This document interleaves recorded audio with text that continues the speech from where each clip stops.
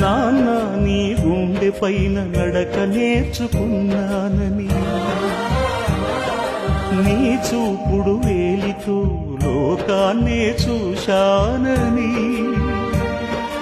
నాన్నను పూజిస్తే ఆది దేవుని కది అందునని,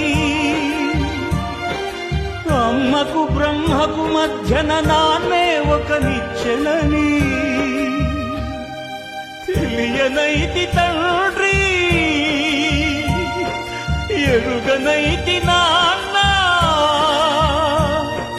నాన్నంటే నడిచే దేవాలయమని మరచితిని, ఆత్మజ్యోతి చేతుల ఆర్పివేసుకుంటిని. మరచిపోయి కూడా నన్ను మన్నించొద్దమ్మా, కలనైనా